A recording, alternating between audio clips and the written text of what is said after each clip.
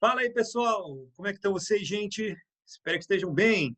Muito bem, pessoal, chegamos a mais uma aula de história e hoje nós vamos falar sobre a Segunda Guerra Mundial, a parte final da guerra, os anos finais da Segunda Guerra Mundial, tá bom? Quero compartilhar com vocês aí apresentação em PowerPoint que vai nos ajudar na sequência de nossa aula de hoje, falando sobre a Segunda Guerra Mundial, os anos finais. Vamos lá então, pessoal.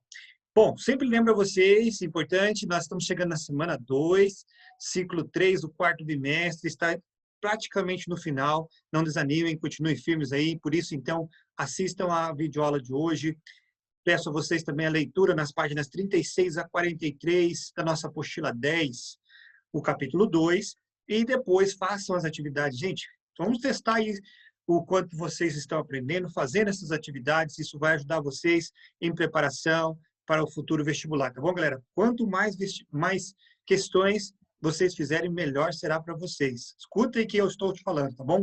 Vamos lá, vamos exercitar. Página 44 e 45. E participem no fórum, certo? Participação no fórum na sala virtual na sexta-feira. Espero vocês lá, tirando suas dúvidas, e a gente vai acrescentando também com mais informações para vocês. Tá bom, gente? Vamos então falar aí sobre a Segunda Guerra Mundial, dar continuidade ao que nós estávamos estudando. Até a parte final da nossa aula na semana passada, nós falamos que quando a guerra ela se torna de fato mundial, quando ela é a mundialização do conflito que nós chamamos. Isso acontece devido a dois fatos importantes. Devido à entrada das duas grandes superpotências que virão a crescer ainda mais após a Segunda Guerra Mundial, que estão os Estados Unidos e a União Soviética. Esses dois fatos são a entrada da Alemanha, da União Soviética na guerra, através da invasão da Alemanha à União Soviética, em direção, na Operação Barbarossa, para Stalingrado, e também o ataque japonês a Pearl Harbor, a base estadunidense no Havaí. Então, esses dois fatos fazem a guerra se tornar mundial, certo? E esses eventos, e assim nós vemos que agora o conflito, ele é realmente mais encarado não mais como um conflito europeu, mas sim de larga escala em vários lugares do mundo. Aí, gente, falando desses anos finais de guerra, a gente tem que lembrar que a entrada dos Estados Unidos e da União Soviética na guerra, ela vai ser acompanhada de diversos problemas para o eixo. O eixo ali, você lembra, né, composto pela Alemanha, Itália e Japão. Por exemplo, nós vamos ver aqui a própria Stalingrado, nós já explicamos para vocês semana passada. Foi uma grande derrota para os nazistas. A tentativa de tomar de Stalingrado foi realmente uma das maiores, se não a maior, derrota dos nazistas durante a Segunda Guerra Mundial. Bom, nós temos outras derrotas também que foram assim marcantes, como El Alamein, no Egito, onde eles vão realmente ser derrotados na Batalha de El Alamein. Kursk, que foi, segundo dizem, a maior batalha de blindados durante toda a Segunda Guerra, e falam até hoje, na história da humanidade, dizem que foi essa maior batalha de blindados que já houve. Na Ucrânia aconteceu essa batalha, com derrota dos nazistas, e também Midway, no Pacífico, quando os japoneses são derrotados pelas tropas estadunidenses. Então, isso são derrotas que são marcantes para o eixo, tá bom? São derrotas que foram marcantes realmente para o eixo. Nesse momento aqui, gente, nós temos que lembrar também que em setembro de 1943, as tropas estadunidenses vão desembarcar agora já no sul da Itália, libertando várias cidades. Mussolini, ele vai ser obrigado a fugir. Posteriormente, ele vai acabar preso, entendeu? Então, veja o que acontece aqui, gente. Ele vai ser resgatado por paraquedistas alemães um pouco tempo depois. E ele tenta organizar uma resistência fascista no norte da Itália, porém, entretanto, contudo, ele vai ser finalmente morto por um grupo de antifascista dentro da própria Itália em abril de 1945. Olha aí a imagem onde ele, sua esposa e outros dos seus líderes foram mortos e deixados os corpos em praça pública ali na Itália, tá bom, gente? Então, veja, aqui nós vamos vendo já a derrocada do eixo, começando com a Itália, tá bom? Mais um momento talvez mais importante foi o famoso Dia D. No dia 6 de junho de 1944, cerca de 155 mil soldados e mais de 6.400 embarcações dos aliados desembarcaram na Normandia, na França, sob ataque dos soldados alemães. Gente, barcos foram utilizados nessa travessia, 14.200, 600 navios e milhares de aviões. Bom, as tropas foram formadas por exércitos tanto dos Estados Unidos como da Inglaterra, franceses e de outros países do mundo, como o Canadá, entre outros. Bom, essa ficou conhecida, esse momento, a Operação Overlord, ficou conhecido como Dia D, o Dia D. E realmente foi um dia decisivo em relação ao fim da Segunda Guerra Mundial. Interessante, gente, que houveram diversos ensaios para isso. E nesses ensaios, a tentativa foi confundir os alemães, né? Por exemplo, eles foram pensando em outros locais. O ataque não seria exatamente ali na Normandia. Começando em outros locais, outros mini-ataques, né? Barcos também falsos de madeiras foram feitos, tanques em algumas localidades foram colocados também de madeira, para tentar, de certa forma, de redirecionar as tropas nazistas para a região aonde não foi o ataque. Alguns idosos, também reservistas, trocaram mensagens falsas via rádio para confundir ainda mais o serviço de inteligência dos alemães naquele momento. E aí eles decidem fazer o ataque em 5 pontos da costa norte da França e vão separando essas regiões, e os 2 maiores pontos são colocados nomes estadunidenses nele, que é Omaha e Utah, né? Temos também Juno, Gold e Sword. Foram 5 localidades e 5 pontos de ataque. Omaha, para vocês terem ideia, foi o maior, a força foi realmente endereçada para a região de Omaha. Uma curiosidade para a galera que gosta de jogo aí, o dia dele é retratado em 2 jogos. Um jogo do Medal of Honor também apresenta um pouco do dia D, como também o Company of Heroes, né? Apresenta um pouco desse momento aí do dia D. Gente, mas foi um evento que foi dia D e muito vinculado pela imprensa depois estadunidense como um dia glorioso para os Estados Unidos, mas isso não aconteceu sem que houvessem inúmeras baixas.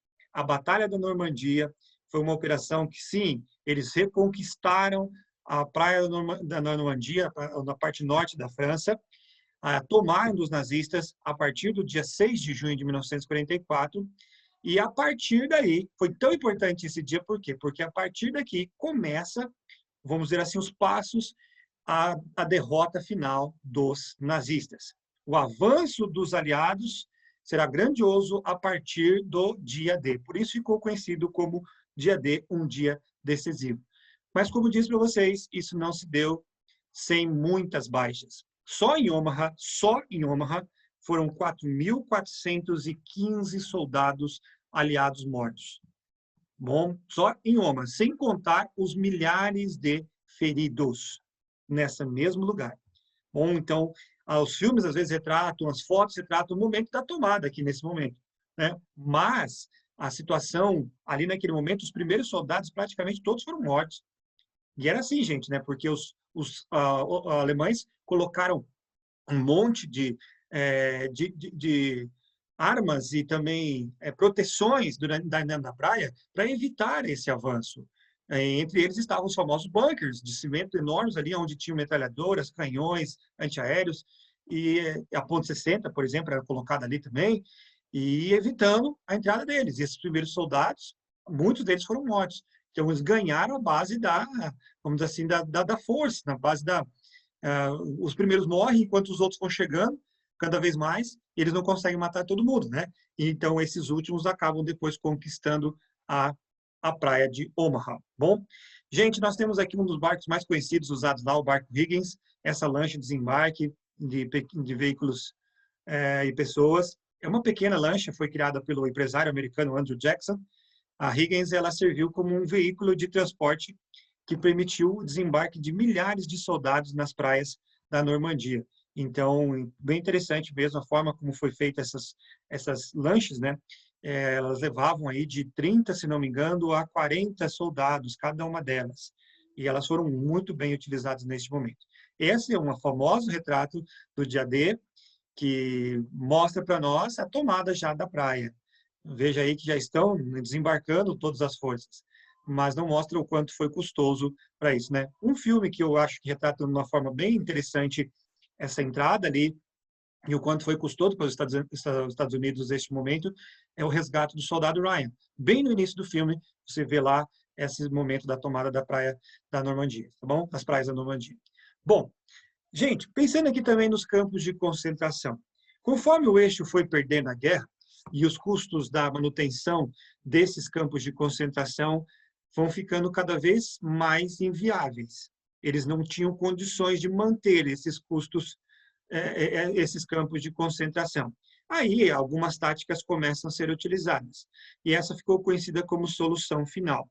A solução final, muitas delas, foi exatamente a câmara de gás, onde eles colocavam centenas de judeus, homossexuais, testemunhas de Jeová, ciganos, dentro dessas câmaras de gás, e eles eram mortos através da asfixação por um gás que é colocado ali dentro.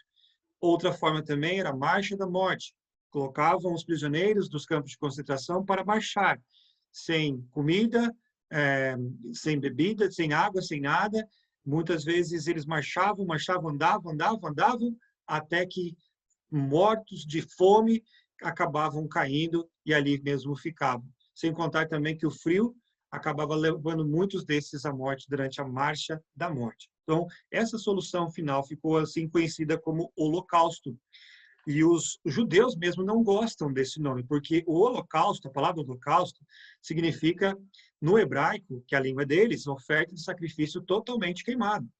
Eles preferem a palavra Shoah, que significa catástrofe. Então, eles não gostam muito da vinculação do nome com o holocausto. O holocausto seria algo mais positivo, vamos dizer assim, enquanto, para eles, esse momento foi um momento realmente muito triste dentro da sua história. Bom, voltando a falar da Segunda Guerra Mundial, nós vamos ver então aqui alguns momentos importantes. A liberação de Paris, ela vai acontecer em 25 de agosto de 1944 ainda, logo após a tomada lá das praias da Normandia, e agora novamente Berlim estava nas mãos dos aliados, bom? E aí esse avanço faz com que a Alemanha fique encurralada. Do lado oriental, nós vemos lá os soviéticos vindo, enquanto do lado do ocidental, ou seja, do oeste, vinham ali os aliados, né, fungando no cangote dos alemães que vão ficando encurralados na região, especialmente da onde hoje nós temos a Alemanha. Então que nosso amigo aqui, Hitler, ele vendo-se pressionado em relação a isso, ele, junto com sua mulher, Eva, né, 2 dias antes haviam casado, ele depois de 2 dias, eles dois vão entrar dentro de um bunker e vão se suicidar. Ele vai dar um tiro na cabeça e ela vai morrer envenenada. E dizem que os corpos deles vão ser envenenados, queimados, para que não ficassem como troféus, como aconteceu com Mussolini. Então, essa é a história que se conta. Porém, há controvérsias. Alguns falam que, na verdade, Hitler já estava morto, havia sido morto em outras situações. Outros dizem até que ele fugiu, conseguiu uma fuga espetacular. Até falaram aí, muitos falaram até na América do Sul, dele ter ficado com seu refúgio por muito tempo. Não se sabe exatamente, mas essa é a versão mais conhecida na história, que é o suicídio de Hitler. E aqui seria o lugar onde ele é uma representação desse bunker, onde Hitler teve seus últimos momentos de vida. Bom, e os soviéticos vão tomar Berlim no ano de 1945, exatamente no 8 de maio de 1945, que é conhecido como Dia da Vitória, dentro da Europa. Os soviéticos são os primeiros a chegar, tanto nos campos de concentração, libertando prisioneiros, e posteriormente chegando a Berlim e tomando-a em 8 de maio de 1945.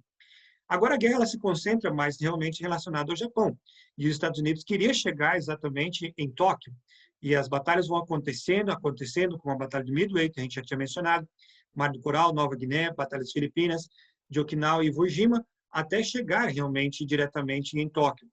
Mas isso não sendo possível, a resistência japonesa era muito grande, os Estados Unidos não pensando mais que iriam conseguir isso, resolve então dar um fim a tudo isso, utilizando-se das duas bombas atômicas. Em 6 de agosto de 1945, o Enola Gay, esse avião, ele vai lançar a primeira bomba atômica, a Little Boy, na cidade de Hiroshima. A cidade foi completamente, quase toda destruída. Nessas são 12.500 toneladas de, vamos dizer assim, de TNT, e leva ao que nós conhecemos aqui por uma destruição onde mais de 90% das edificações foram totalmente destruídas. 3 dias depois, outra bomba, a Fat Man, vai ser lançada sobre a cidade de Nagasaki. E essa bomba tinha 22.000 toneladas de TNT, maior ainda do que a anterior em Hiroshima. Dizem que 39.000 pessoas morreram diretamente, estima-se que 300.000 japoneses depois morreram indiretamente devido a efeitos da radiação das bombas. Bom, por último, gente, nós temos desdobramentos da Segunda Guerra Mundial. A Conferência de Alta foi muito importante, foi onde eles criaram a ONU em 1945, onde reuniram-se as principais forças vencedoras, né, para poder definir o futuro da Europa e do mundo. A intenção justamente foi criar a ONU para evitar novas guerras. Cria-se também o Tribunal de Nuremberg, onde haveria o julgamento de vários líderes nazistas que acabaram sobrevivendo.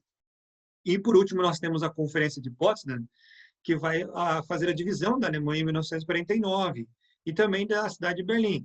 A cidade de Berlim será dividida em 4 partes, que uma delas seria a parte oriental, que seria toda da União Soviética, e a parte ocidental. Nós temos Estados Unidos, França e Inglaterra. Aqui vocês percebem nessas imagens as áreas de influência de cada um deles, né?